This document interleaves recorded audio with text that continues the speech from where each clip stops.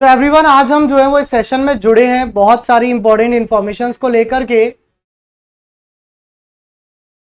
आईबीएसीआईओ से रिलेटेड।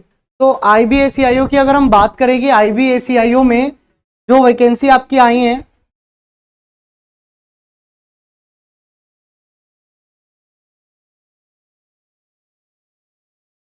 ठीक है। तो आईबीएसीआईओ की हम बात करेंगे, जो assistant central intelligence officer grade 4 की वैकेंसी है। बढ़िया सैलरी वाली वैकेंसी होती है और सारी चीज़ों को जानते हैं एक एक करके। तो आप सब लोग एक बार जल्दी से इस सेशन में जुड़ जाओ, है ना। और इस सेशन में हम जानेंगे आईबीएसीआईओ के बारे में कि आईबीएसीआईओ पहली बात तो होता क्या है। सैलरी 1 लाख से ज़्यादा होती है स्टार्टिंग सैलरी, ठीक है। बहुत मोटी सैलरी होती है बेटा, बढ़िया सैलरी है एकदम, सही है।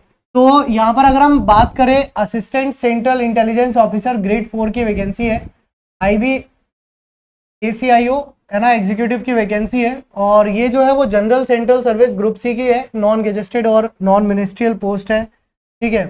तो इसमें वैकेंसीज विद रिजर्वेशन ब्रेकअप इस तरीके से है। अनरिजर्व कैटेगरी के लिए 1537 वैकेंसी है, ईडब्ल्यूएस के लिए 442 है, ओबीसी के लिए 946 है, एससी के लिए 566 वैकेंसीज हैं और एसटी के लिए 226 वैकेंसीज है। कुल मिलाकर अगर बात करोगे तो 3717 जो है वो यहाँ पर पद है, ठीक है। अब अगर हम यहाँ पे स्केल देखें तो जबरदस्त पे स्केल है ना। 44,900 से 1,42,400, अरे वही लगभग जो है ना, वो स्टार्टिंग जो है वो आपको 1 लाख के आसपास सैलरी आती है। क्यों आती है? क्योंकि स्पेशल सिक्योरिटी अलाउंस मिलता है, जो कि आपके 20% बेस सैलरी होता है, in addition to other government allowances. जो अदर गवर्नमेंट अलाउंसेज आपके होते हैं वो तो आपको मिलते ही हैं, टीए, डीए, एचआरए, ये सारी चीजें तो मिलती हैं। इसमें ना एक रिस्क अलाउंस या सिक्योरिटी अलाउंस वो कहलाता है, तो आपकी सैलरी का 20% होता है, वो आपको एक्स्ट्रा मतलब अलग से मिलता ही मिलता है, ठीक है। यहाँ पर कैश कंपनसेशन मिलता है इन लिeu of duty performed on holidays subject to a ceiling of 30 days, है ना। अगर आप मतलब जो है हॉलीडेज पे ड्यूटी करते हो तो वहां पर भी आपको यहाँ एक्स्ट्रा सैलरी मिलती है, ठीक है। तो ये बहुत बढ़िया पोस्ट होती है। असेंशियल क्वालिफिकेशन ग्रेजुएशन चाहिए होता है, ठीक है। डिजायरेबल कंप्यूटर की नॉलेज आपको होनी चाहिए। अगर मैं एज लिमिट की बात करूं तो जो अनरिजर्व कैटेगरी के स्टूडेंट हैं उनके लिए 18 से 27 है और 10 अगस्त 2025 आपकी एज जो है वो ली जाएगी, कि फॉर्म तभी आएंगे। अपर एज लिमिट जो है वो रिलैक्सेबल होती है 5 साल के लिए एससी एसटी, यानी कि उनके 18 से 32, और ओबीसी के लिए 18 से 30, है ना। Upper age limit is relaxable for departmental candidate up to 40 years of age who have rendered 3 years of regular and continuous service.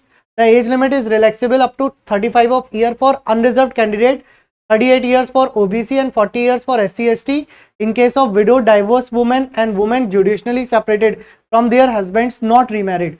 The age limit is relaxable for ex-servicemen as per the government instructions in this regard issued by the central government from time to time, ठीक है। कह रहा है age limit is relaxable up to 5 years to meritorious sports person specified in para 1, है ना। So the candidate claiming age relaxation in this category must have desired certificate in the form and format from the authority prescribed in OM under reference. जो भी आपका होगा उसी के हिसाब से बनेगा, ठीक है। फिर अगर मैं बात करूं यहाँ पर तो ये क्या है, ये है कि the post of ACIO being an operational post is not reserve for any category of physically handicap. बच्चों के लिए ये बिल्कुल भी नहीं है, क्योंकि ऑपरेशनल पोस्ट है, मतलब आपको देश और विदेश में भेजा जा सकता है। जो आप रॉ का नाम सुनते हो वो भी ज्यादातर आईबी से ही जाते हैं, तो उसमें भी आप यहाँ से जा सकते हो। हाँ, टीयर 1 बाइलिंगुअल होता है, ठीक है। अभी बता देता हूँ वो सारी चीजें भी, ठीक है। ऑल इंडिया सर्विस लायबिलिटी है, therefore candidates willing to serve anywhere in India need to apply. मतलब आपको कहीं भी भारत के अंदर कहीं भी लगाया जा सकता है। भारत के अंदर की बात की गई है, लेकिन उसके बाहर भी आपको लगा सकते हैं, देखो, ठीक है। फिलहाल भारत में तो लगाएंगे ही लगाएंगे। अगर हम पेपर की बात करें, एग्जामिनेशन जो है वो कैसे होता है, तो पेपर है इसका 100 क्वेश्चन का पेपर आता है, जिसमें 5 सेक्शन होते हैं 20 क्वेश्चन के। करंट अफेयर के 20 क्वेश्चन होते हैं, जनरल स्टडीज के 20 क्वेश्चन होते हैं, मैथ्स के 20 होते हैं, रीजनिंग के 20 होते हैं और इंग्लिश के 20 होते हैं। नेगेटिव मार्किंग होती है 1/4 की। उसके बाद टीयर 2 होता है, जो कि डिस्क्रिप्शन टाइप पेपर होता है। ये ऐसे होता है 20 मार्क्स का इंग्लिश कॉम्प्रिहेंशन पे, 10 मार्क्स का, और लॉन्ग आंसर टाइप क्वेश्चन होते हैं 2 10-10 मार्क्स के each on current affairs, economics और सोशल पॉलिटिकल इश्यूज, ठीक है। और टीयर 3 जो है वो उसके बाद टीयर 2 एक तरीके 3 जो है वो एक तरीके से इंटरव्यू होता है 100 मार्क्स का। ठीक है, मैं इसकी और ज़्यादा अगर आपको जानकारी चाहिए तो बता देता हूँ। लास्ट ईयर की वैकेंसी से रिलेटेड, ये पिछले साल की वैकेंसी से रिलेटेड जानकारी थी। ठीक है, तो पिछले साल की वैकेंसी के रिलेटेड जो है हमारे पास एक बैच भी अवेलेबल है, तो आप वो भी जो है वो देख सकते हो। ये लास्ट ईयर की वैकेंसी से रिलेटेड आपको डिटेल बता देता हूँ। लास्ट ईयर जब वैकेंसी आई थी 2024 में, तो बहुत कम वैकेंसी थी, देखो 995 वैकेंसी थी। और इस बार अगर आप देखोगे तो जनरल की वैकेंसी जो है वो 1455 है। पिछले साल कितनी कम थी, इस बार कितनी ज़्यादा वैकेंसीज है। ठीक है, और टीयर 1 का एग्जाम वैकेंसी आई थी नवंबर 23 में और जनवरी में पेपर हो गया था। तो ये अगस्त में वैकेंसी आ रही है, तो आप मान के चलो सितंबर अक्टूबर नवंबर या दिसंबर में टीयर 1 हो जाएगा और उसके 2 महीने बाद टीयर 2 हो जाएगा और उसके बाद इंटरव्यू हो जाएगा। तो ज़्यादा टाइम लेता नहीं है, 1 साल के अंदर जो है वो कंप्लीट हो जाती है आपकी वैकेंसी। बहुत अच्छी वैकेंसी होती है ना। पेपर का लेवल मैं आपको बताऊं तो बहुत अच्छा लेवल आता है पेपर का, और बहुत ही प्यारे तरीके से आप पेपर भर सकते हो। अगर हम इसके सिलेबस की बात करें तो देखो, जो सिलेबस 2024 में था वही 25 में रहने वाला है। सिलेबस चाहे 24 हो या 25 हो, सिलेबस नहीं बदलेगा। जो 24 में था वही 25 में आएगा, तो सेम ही आएगा बेटा। बेसिकली जो एसएससी सीजीएल या फिर सीपीओ की तैयारी कर रहे हैं उन बच्चों के लिए तो बहुत ही अच्छी वैकेंसी होती है ये। सीजीएल और सीपीओ वाले बच्चों के लिए तो गोल्डन अपॉर्चुनिटी होती है यहाँ पर। अगर आप सीजीएल या सीपीओ की तैयारी कर रहे हो तो ये सच में आपके लिए गोल्डन अपॉर्चुनिटी है, आप मानो इस बात को। ठीक है, तो करंट अफेयर्स में national international current affairs, global event, political development, significant national events आपके आने। क्वांटिटेटिव एप्टीट्यूड की बात करूं तो numbers, HCF, LCM, simple interest, compound interest, time and work, average, train and boat, measurement, calculation, ratio, proportion, mixture allegation, profit and loss, इस तरीके topic आने। Logical reasoning में पूरी आनी है, verbal and non verbal reasoning complete ही आती है, यहाँ टॉपिक कम भी है फिर भी पूरी आती है। एनालिटिकल एबिलिटी और रीजनिंग सेम वही रीजनिंग की पोर्शन आ जाता है ना। और इंग्लिश लैंग्वेज जो है वो आपकी 20 मार्क्स की अलग हो जाती है।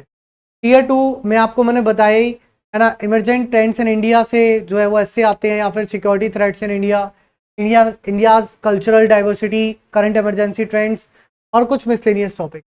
तो आप सभी के लिए गुड न्यूज़ है, अच्छी न्यूज़ है। वैकेंसी आपकी आउट हो चुकी है, फॉर्म आपके अगस्त में आ जाएंगे। ठीक है, फॉर्म भर देना, अपनी तैयारी में लग जाओ। तैयारी में लगने का कारण ये है कि इसका पेपर विद इन 3 मंथ्स हो जाता है। अगर अगस्त टू सितंबर मान लीजिए फॉर्म भरे गए तो अक्टूबर नवंबर छोड़ के दिसंबर इसका एग्जाम हो जाएगा, और दिसंबर से पहले हो जाएगा, दिसंबर से पहले हो जाएगा टीयर 1। ये ध्यान रखना है, तो टीयर 1 दिसंबर से पहले हो जाएगा। बहुत बढ़िया वैकेंसी है आईबीएससी आयोग की, है ना। क्लासेस आपके लिए चलेंगी इसकी एसएससी पे, एसएससी वाला पे आप लोगों की क्लासेस जो है वो डिज़ाइन की जाएंगी, तो आप लोग एसएससी वाला पर क्लासेस वगैरह भी ले पाओगे बहुत अच्छे से करके। बैचेस भी पीडब्ल्यू ऐप में इसके अवेलेबल हैं, तो आप वो भी ले सकते हो।